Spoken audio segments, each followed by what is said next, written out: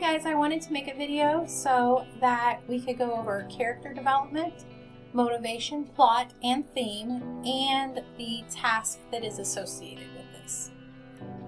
Alright, the objectives of this lesson are after completing this lesson, you will be able to do the following.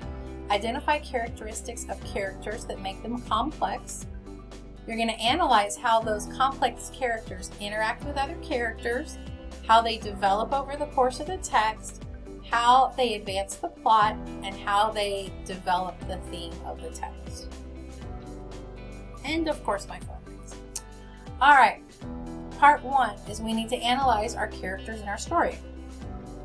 Alright, you can use this flowchart as a guide to help for building your understanding of how character development affects the plot and the theme. Number 1, we have to analyze our complex characters. And remember, our complex characters usually have multiple or conflicting emotions. That's one of the things that makes them complex. Alright, and then you're going to take that and you're going to add on how these complex characters develop over the course of the text, interact with others, how they advance the plot, and how they develop the theme. Alright, we do have some academic vocabulary in here, and I want to go over this so that everybody's on the same page. Alright, the motivation is the reason why someone does something. Alright, and our complex character is a character that has many layers, many traits. Alright, they're also known as a round character. Alright, to develop is to become gradually more complex over time. How they grow, to interact, to act in a way that one person has an effect on another. Sometimes they collaborate. The plot are the events that make up the main story of the text, the storyline, and the theme is the underlying message or big idea of a work, the overall message that the author is trying to convey. We do have some more academic vocabulary. You need to know what these words mean before we can move on.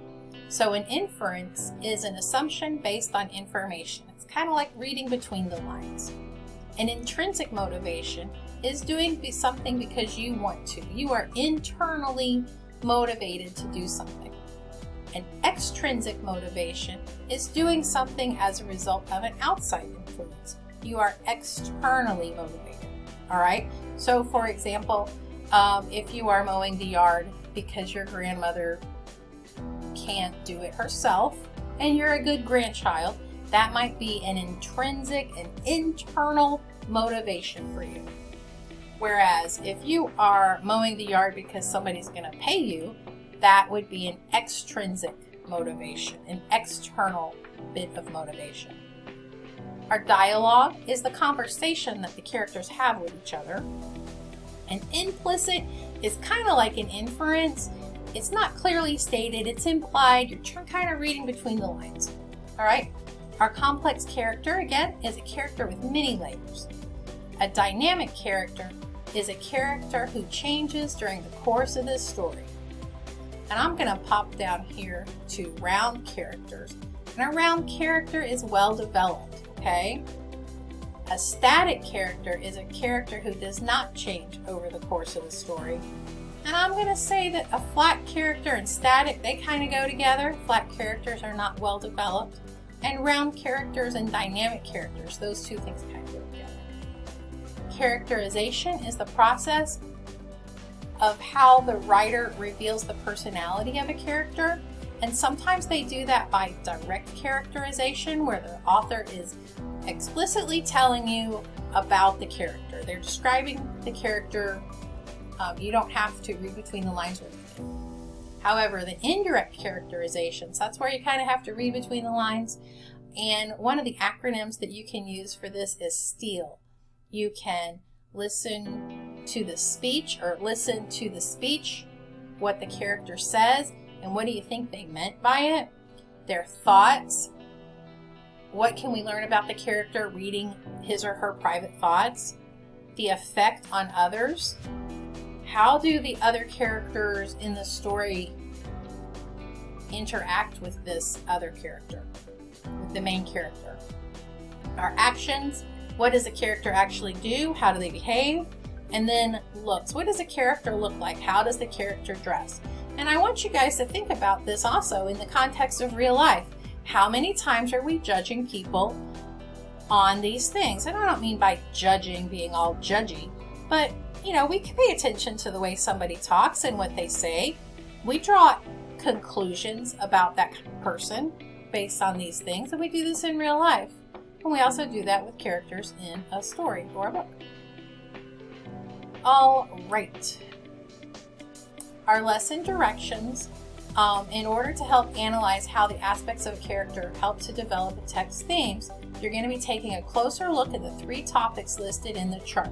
Your chart, your actual worksheet, is going to look similar to this. It's not going to be exact. We will be reading a short story by the name of 11 by Sandra Cisneros. All right. We'll be looking at our main character's motivations, and your task will be to make inferences about the intrinsic and extrinsic motivation of the main character as she evolves throughout the passage. Why the character does what she does is an important part of determining the theme. We also have some minor characters, and you need to monitor and to be able to describe these interactions these minor characters have with the main character. Keep an eye out for moments, both big and small, that affects how the main character's behaviors, thoughts, and actions work out. The changes the main character goes through typically result in the lessons that she learns. Events. Look for moments that impact the main character, big or small, and anything in between. Make inferences and jot them down because they are essential in the development of the theme. All right, this is our thematic concept, is about identity. I want you to keep the thematic concept in mind as you determine what to enter onto your worksheet. We're going to talk about our main character's motivation, Rachel. What is Rachel's intrinsic motivation? Okay? What is she internally motivated to do? Rachel's extrinsic motivation. What is Rachel motivated to do because of outside influences? We have some minor characters, and again, our theme is identity, so keep that in mind as you read the story and you're answering these questions. So in this, you're going to list the interactions that the main character has with these 3 minor characters. You're also going to explain how these interactions impacted the main character. And again, yours is going to look a little different, but it's similar enough that you should be able to figure it out. All right, we're going to talk about events. There's going to be big moments and small moments. The big moments are the ones that significantly impact Rachel's thoughts, feelings, or actions. The small moments, they may be minor, but remember, if something small happens every single day, it can build up to become a big moment. So you're going to pay attention to those too. All right, this is our part 2, our character flowchart. Take a deep breath, because this is going to look like it's a really big deal. All right, let's go. All right, I have to pop out of present mode in order to do this. All righty. You're going to fill in the highlighted information in each section based on your work. You must start with the main character in the middle, and then you're going to work your way out to the outer boxes. The theme identified on each end can be the same, or it can be different. Okay? So we're going to start here with our main character of Rachel, and you're going to fill this out.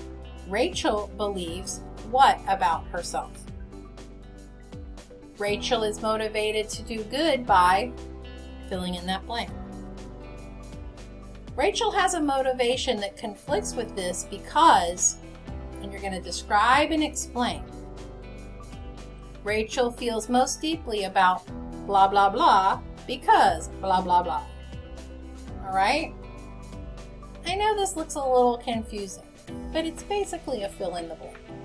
Okay? All right, so then you're going to go either right or left, and I think the camera just made those opposite. So you're going to look at Mrs. Price. She's a minor character, and you're going to answer these questions about Mrs. Price and probably her interactions with Rachel. And then you're going to go over here to this next column, and you're going to talk about the effect on theme. How does the main character change because of her interactions with the minor character, Mrs. Price? Now you're going to turn that theme statement about identity, the thematic concept from your notes, and you're going to turn that into a theme statement. Okay?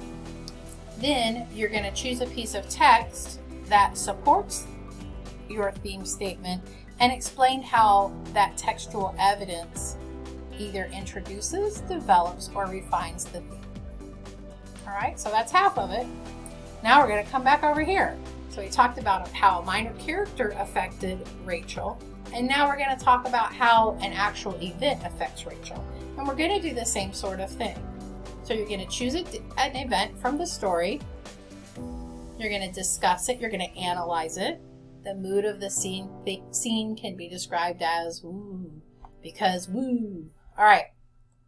This event affects the character's motivation or her choices because blah, blah, blah.